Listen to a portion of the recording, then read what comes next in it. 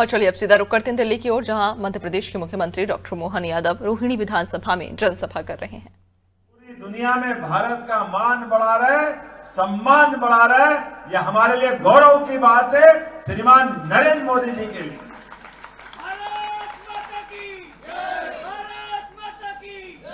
और हमारे लिए तो और आनंद बढ़ जाता है जब नरेंद्र मोदी जी दुनिया के किसी देश में जाए और जिस प्रकार से उनके कर्तृत्व से, उनके व्यक्तित्व से, उनकी सरकार संचालन करने के तरीके से कदम कदम पर हर भारतीय का सीना 56 इंच का हो जाता है, हमें इस बात का आनंद है।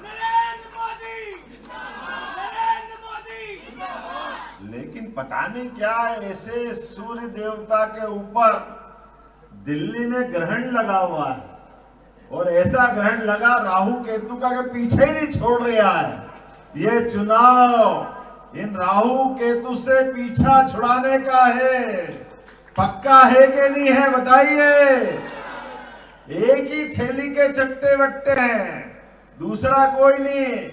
दिल्ली के अगर हाल बेहाल किया तो दो ही पार्टी जवाबदार है, पहली आप पार्टी और आप पार्टी का बाप पार्टी कांग्रेस पार्टी, दोनों ही पार्टी है, दो के अलावा कोई तीसरा नहीं। पूरी दिल्ली का झूठ के पहाड़ बना बना करके सत्यानाश करने का काम अगर किसी ने किया है तो एकमात्र हमारे लिए एक और एक दोनों, पहले लगातार झूठ पे झूठ, कितने झूठ कोई बोलता होगा। मुझे लगता है कि अपने यहाँ कभी भगवान के यहाँ जाएंगे तो जवाब क्या देंगे, ये बात सुन के शर्म आती। लेकिन क्या करें, इस चुनाव के बेला में व्यक्ति भी थकता ही नहीं। अरे कितने प्रकार से और घर के माहौल को भी क्या समझ रखा है। चंदोलिया जी, हमारी पार्टी ने भी स्टार प्रचारक बनाए, तो स्टार प्रचारक में हमने अपने सारे मैदानी लोगों को ढूंढ ढूंढ के बनाए, लेकिन हमने कभी एक परिवार के दूसरे आदमी का नाम नहीं डाला, क्योंकि हमने अपनी देश के लिए ये पार्टी बनाई है। इसलिए हमारे लिए नेशन फर्स्ट, हमारा राष्ट्र प्रथम, ये हमारी पार्टी की आइडियोलॉजी। और एक तरफ राष्ट्रवादी लोग और एक तरफ परिवारवादी लोग, अपने खानदान के अलावा दूसरे चाहिए ही नहीं।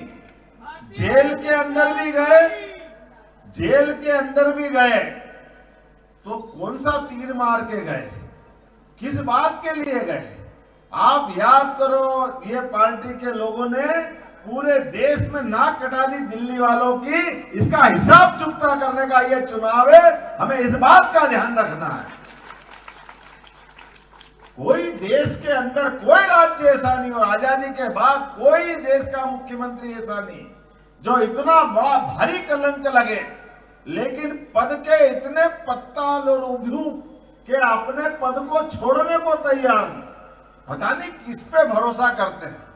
साथ वालों सबको बंद करा दिया, फिर भी मुख्यमंत्री का पद नहीं छोड़ा। इससे बढ़कर और क्या होगा। सारे एक के बाद एक बंद होते गए और उसके बाद खुद ही नाम बताते जा रहे हैं। अब मनीष सिसोदिया आने वाला है, अब फलाना आने वाला है, ठिकाना आने वाला है। अरे आएंगे चोर चोर मोसरे भाई, जब सभी इकट्ठे कर लिए तो आएंगे ही सही, जब आएंगे तो जाएंगे भी सही हिसाब चुकता करने।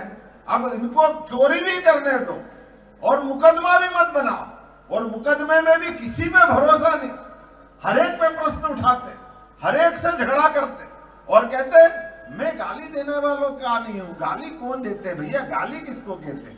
अगर ये गालियां नहीं है भाई साहब तो गाली क्या होती है, हमको तो यही समझ में नहीं आता है। कोई आदमी ऐसा हो सकता है जो कदम कदम पर कितने प्रकार से पार्टी नहीं बनाऊंगा, राजनीतिक दल में नहीं जाऊंगा। राजनीति अन्ना हजारे जी बेचारे आज भी अपने सिर पे, कहा मैंने धरना दे दिया दिल्ली में।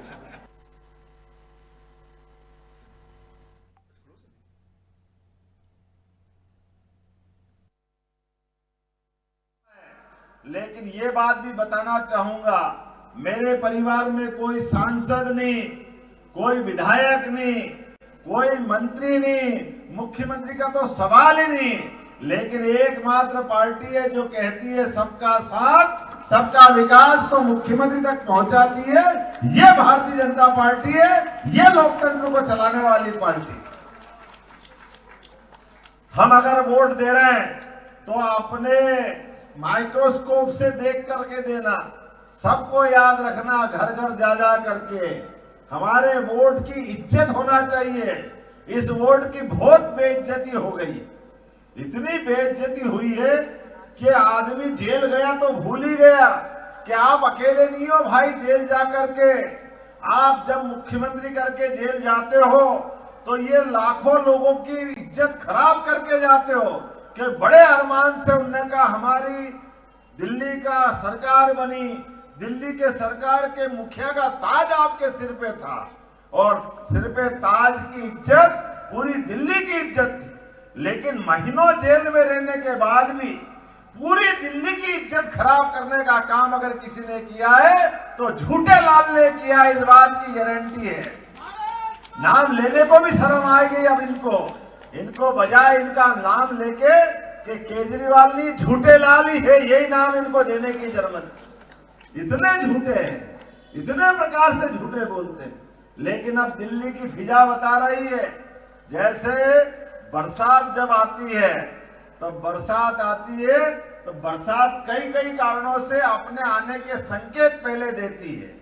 संकेत हमको मिलते हैं उमड़ते घुमड़ते बादल, हवाओं की चलने की रफ्तार, आने वाली गर्मी, और उससे एहसास होता है कि हाँ अब हमारा मानसून आने वाला है। लेकिन याद रखना, जब मानसून आए तो टर टर करने वाले भी आते हैं। हमको इनसे भी सावधान रहना है। ये करते धरते कुछ नहीं है, लेकिन जबरदस्ती से आकर के आपकी गाड़ी के आगे पता नहीं क्यों मरने पे तुल जाते, पता ही नहीं चलता है। आज तक नहीं समझ में आया ये आकर के क्यों अपने फालतू के नाटक करते हैं। ना इनसे बारिश बढ़ती है ना घटती है, लेकिन हमारे लिए संकट जरूर खड़ा करते हैं। मैं आज के इस अवसर पर अपनी तरफ से, जब मैं आया हूं अपने मध्य प्रदेश से, तो मैं इस बात को जरूर कह सकता हूं, भगवान राम को देख लिए भैया, जय जय श्री राम। अब इनको रख लो आराम से।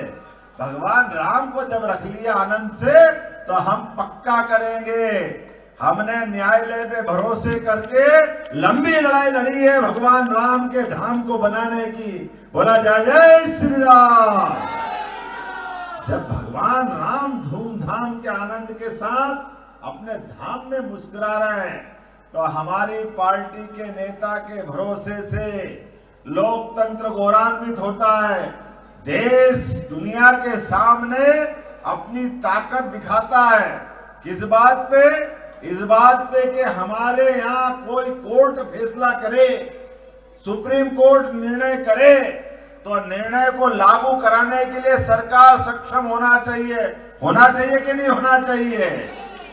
तो हमने दुनिया को दिखाया, भगवान राम के मंदिर का फैसला हुआ और दुनिया ने देखा भगवान राम के मंदिर का भूमि पूजन भी हुआ, और धाम में धूमधाम से भगवान गर्भगृह में भी आए। बोला जय जय श्री राम। जब भगवान राम मुस्कुरा रहे हैं तो ये न्यायालय का भी सम्मान हुआ, लोकतंत्र भी गौरवान्वित हुआ, यशस्वी प्रधानमंत्री का मंत्रिमंडल और प्रधानमंत्री का भी मान सम्मान बढ़ा। तो मैं आपके हाथ दुखियाएंगे भैया, अब गोपाल कृष्ण को ऐसे खड़े करो, अगली बार वो मुस्कुराए अपने लिए, हमारे लिए इस बात की आवश्यकता है। जब सब तरफ से आनंद आया तो जमुना जी वाले ने क्या बिगाड़ा है? ये तो इतने बेशरम है। कल का दृश्य देखते, जब हमारे प्रयागराज में उत्तर प्रदेश के मुख्यमंत्री मंत्री सहित डुबकी पे डुबकी लगा रहे, वो आनंद आ रहा, बोलो गंगा मैया की। और वो आनंद देख गंगा जी ऐसे हो गए, केवल बोलने के लिए बोल रहे हैं। तो ये सारे के सारे आप याद रखना, हम सब यहाँ जो घर में अपने घर में ठाकुर जी की पूजा करते हैं, घर घर में गोपाल और कृष्ण है कि नहीं है? और गोपाल कृष्ण है, और गोपाल कृष्ण को मानने वाले भी है, राधा कृष्ण भी है। गोपाल जी को जिस रूप में देखो वो आनंद देते हैं। तो याद रखना, हम सब भगवान कृष्ण के उस काल को याद करें जब भगवान कृष्ण ने अपने बुआ के लड़के, कौन थे? शिशुपाल ने अपने भाई, बुआ के लड़के तो भाई हुए, भगवान कृष्ण को उल्टा सुल्टा बोलने लगे। और ये बुआ को मालूम पड़ा तो उन्होंने कहा, कृष्ण तुम्हारे पास सुदर्शन चक्र है, लेकिन मेरा एक ही बेटा है, इस बेटे का ध्यान रखना, मेरे बेटे की लाज रखना। बुआ से बोले भगवान कृष्ण के, मैया बुआ मैं तुम्हारी बात तो मानता हूं, लेकिन कब तक रखूं ये भी बता दो। तो उन्होंने कहा तो एक बता दो, क्या तक? बोले मैं 100 तक गिनती कर लूंगा, 1 2 3 100 के बाद भूल जाऊंगा कि ये मेरी बुआ का लड़का है, उसके बाद फिर मेरे से मत बोलना इसके बारे में, तो फिर हिसाब भगवान जो करवाएगा अपने आप होगा। और जैसे ही 95 96 गिनती पूरी होती गई, भगवान कृष्ण का जैसे 99 हुआ, उन्होंने कहा 1 और 100, बस उंगली ऊपर कर दी, और उंगली ऊपर कर दी, उंगली पे घूमता हुआ सुदर्शन चक्र आया, और सुदर्शन चक्र आया, और सुदर्शन चक्र से कहा हिसाब समाप्त, अब जितना होना हो गया। अब आप सबसे भी कह रहा हूं, केजरीवाल ने भी शिशुपाल जैसे काम करे, अपनी सबकी उंगली बचा के रखना। जिस दिन वोट देने जाओ आप भी उंगली ऊपर करना, अपनी उंगली ऊपर करके सुबह 7 बजे लाइन में खड़े हो जाना। हो गया केजरीवाल, हिसाब साफ। अब आपके हाथ में उंगली में सुदर्शन चक्र आएगा, इधर बटन दबा, उधर केजरीवाल साफ, कुछ नहीं बचने वाला है।